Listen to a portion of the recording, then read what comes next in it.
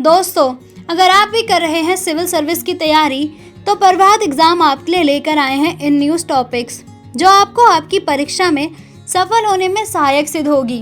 लेकिन उससे पहले अगर आप हमारे YouTube चैनल पर पहली बार आए हैं तो हमारे चैनल को सब्सक्राइब करना ना भूलें।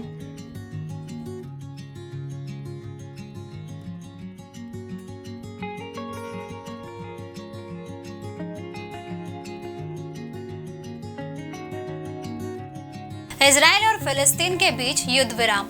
इजराइल और फिलिस्तीन के बीच 3 दिनों तक हिंसा, जिसके कारण दोनों देशों में दर्जनों लोगों की मृत्यु हो गई। इसके बाद हाल ही में युद्ध विराम हो गया।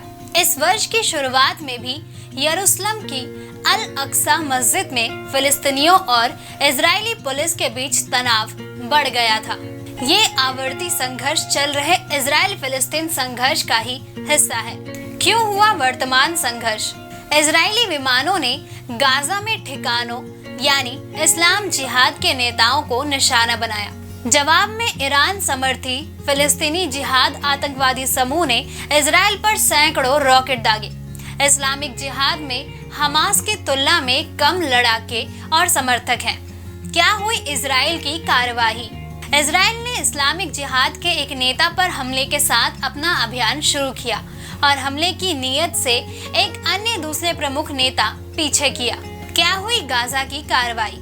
इजरायली सेना के अनुसार गाजा में आतंकवादियों ने इजराइल की ओर लगभग 580 रॉकेट दागे। इजराइल ने उनमें से कई को रोक दिया तथा 2 को मार गिराया, जिन्हें यरूशलेम की ओर दागा गया था। इजराइल और फिलिस्तीन के बीच विवाद। यरूशलेम विवाद। यरूशलेम इजराइल फिलिस्तीन संघर्ष के केंद्र में रहा है। 1947 की संयुक्त राष्ट्र मूल विभाजन योजना के अनुसार यरूशलेम को एक अंतर्राष्ट्रीय शहर के रूप में प्रस्तावित किया गया था। हालांकि वर्ष 1948 के प्रथम अरब इजराइल युद्ध में इजरायलियों ने शहर के आधे पश्चिमी हिस्से पर कब्जा कर लिया और प्राचीन शहर सहित पूर्वी भाग, जहां हरम अल शरीफ अवस्थित है, वहां जॉर्डन ने कब्जा कर लिया।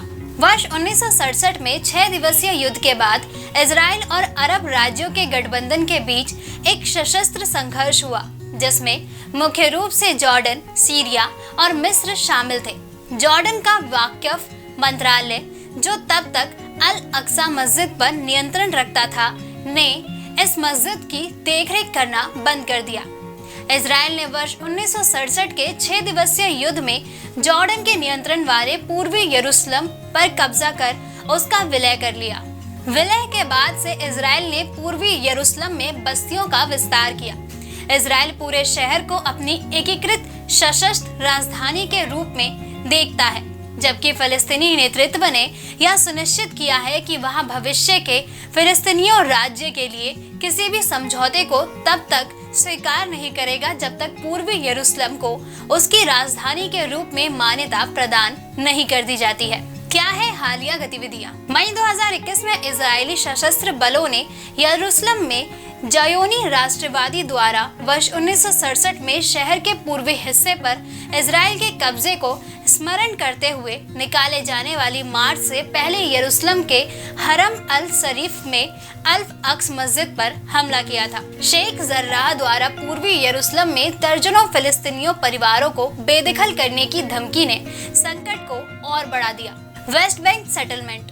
इजराइल के सर्वोच्च न्यायालय ने कब्जे वाले वेस्ट बैंक के ग्रामीण हिस्से के 1000 से अधिक फिलिस्तीन निवासियों को उस क्षेत्र से बेदखल करने के खिलाफ एक याचिका को खारिज कर दिया है, जिसका चयन इजराइल ने सैन्य अभ्यास के लिए किया है। इस निर्णय ने हेब्रोन के पास एक चट्टानी शुष्क क्षेत्र में 8 छोटे गांवों को ध्वस्त करने का मार्ग प्रस्तुत किया, जिन्हें फिलिस्तीनियों द्वारा मासाफर यट्टा और इजरायलियों को दक्षिणी हेब्रोन हिल्स के रूप में जाना जाता है।